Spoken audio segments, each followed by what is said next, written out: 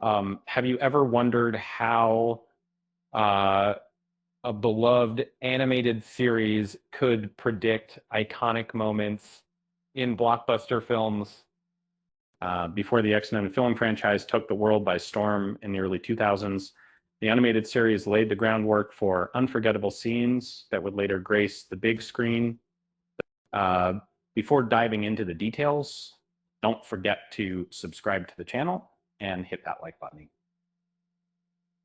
From 1992 to 1997, X-Men the Animated Series introduced audiences to a rich world of mutants. Uh, it provided storylines and visuals that would later be revisited in the X-Men movie series, Doc Chain. Surprisingly, many dramatic moments now celebrated in cinema actually originated from this animated series, often with even greater authenticity. The Fox produced X-Men films drew heavily from decades of comic lore, yet the influence of the animated series is often overlooked. And for many fans, this cartoon was their first encounter with characters like Rogue, Gambit, and Cyclops. Its narrative structure, especially in arcs like the Phoenix Saga and Days of Future Past, created a perfect foundation for cinematic storytelling. The series also explored themes of identity, discrimination, and sacrifice, which became central to the film franchise. One standout moment is when Magneto catches the Blackbird. In X2 X-Men United, Magneto dramatically seizes the X-Men's aircraft mid-flight after it's shot down. And this scene showcases his immense power. However, in the animated series finale, Final Decision, Magneto surprises everyone by saving Professor Xavier during a battle against Master Mold. As Xavier falls, Magneto catches the Blackbird, asking, "Did you think I would let you perish alone, Xavier?" This moment, while visually impressive in the film, carries a deeper emotional weight in the animated version, highlighting Magneto's complex relationship with the X-Men. Another iconic scene involves Jean Grey being possessed by the Phoenix. The 2019 film attempted to adapt the Dark Phoenix saga, but the animated series did it first and arguably better. In the animated version, Jean is overtaken by the Phoenix Force while piloting a spaceship, capturing the emotional depth that the film rushed through. Uh, uh, the animated series allowed viewers to connect with Jean before her transformation, making her struggle all the more poignant. And then there's the moment when Xavier walks. In Dark Phoenix, Jean manipulates Xavier to stand, showcasing her growing powers. The animated series also features a similar scene where the Phoenix Force unleashes Xavier's darker side. Both portrayals symbolize the Phoenix's control, but the animated series provides a richer context, showing Xavier walking even while imprisoned.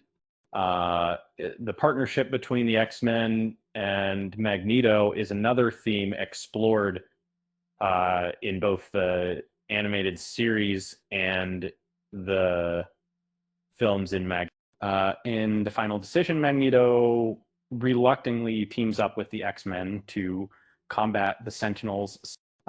This dynamic of necessity over friendship mirrors later films where Magneto's character is portrayed with more complexity that's perceived macked. The Days of Future Past storyline is another example of the animated series paving the way for cinematic storytelling. The animated adaptation featured Bishop traveling back in time to prevent a catastrophic event, a plot that would later be echoed in the 2014 film. Both versions depict a dystopian future ruled by Sentinels, showcasing the series' foresight in adapting significant comic storylines. Apocalypse's manipulation of Xavier's telepathy is another striking parallel. In X-Men Apocalypse, Apocalypse takes control of Xavier's powers, a concept first explored in the animated series. The cartoon delves into the dangers of Xavier's abilities, presenting a narrative that feels eerily predictive of the film's plot. Rogue's quest for a mutant cure is also a poignant storyline. In X-Men The Last Stand, Rogue grapples with her powers, a struggle that was previously explored in the animated series. The depth of her character's journey in the cartoon highlights her internal conflicts far more than the film did. Storm's battle with Callisto is another moment where the animated series shines. And while the films hinted at their rivalry, the animated series presented a full-fledged gladiatorial fight, capturing Storm's comic book essence and her rightful place as a leader. Wolverine's fierce battles against Sentinels are iconic in both the animated series and the films. The animated series introduced these mechanical foes early on, showcasing Wolverine's relentless nature in a way that the films could only hint at long.